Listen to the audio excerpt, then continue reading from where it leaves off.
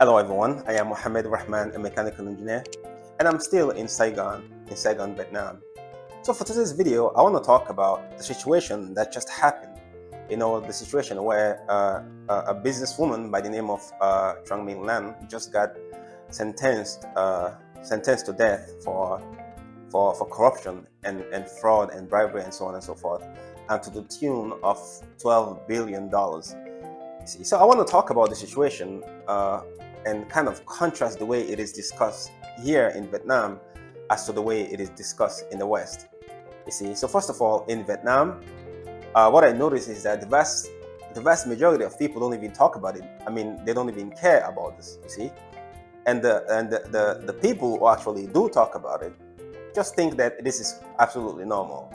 They think it is normal because, again, in Vietnam, you cannot do business in Vietnam without engaging in this kind of behaviors.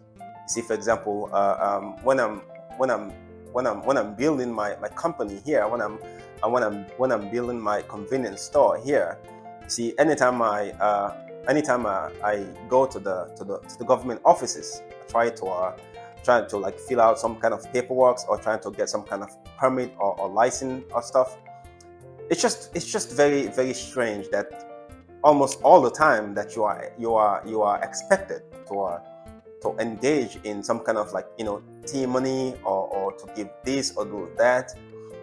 And this kind of things make me very, very sad, and especially if you try to tell the bureaucrats that I really don't want to get involved in these kind of things, and these kind of things really do not make me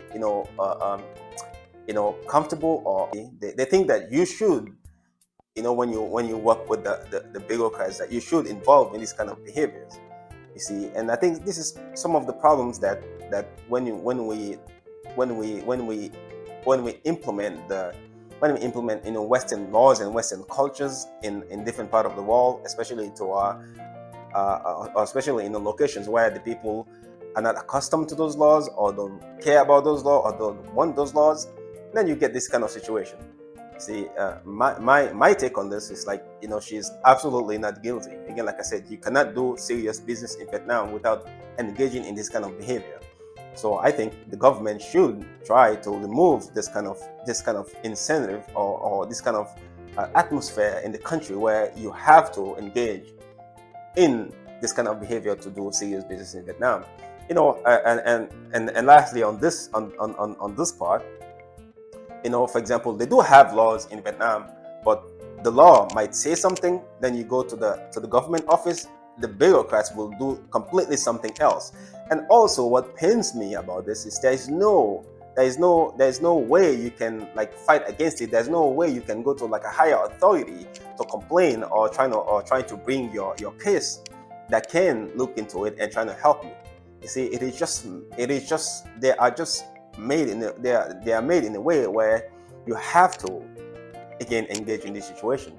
So I think this is the main problem, like that the government here should try to resolve. And I guess they just sentenced her like this to send a message, but the condition, the atmosphere in the country is one that which facilitate or encourage this kind of behavior. And as to the way it is discussed from the West, based on what I'm seeing on social media, it's kind of shocking. I guess people in the West they are kind of surprised by this kind of sentence. But again, I don't think they should, because as people are saying in Vietnam, this is very normal.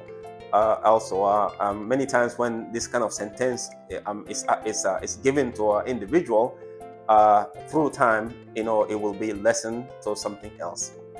So that's less likely that she will be killed. So that's the situation.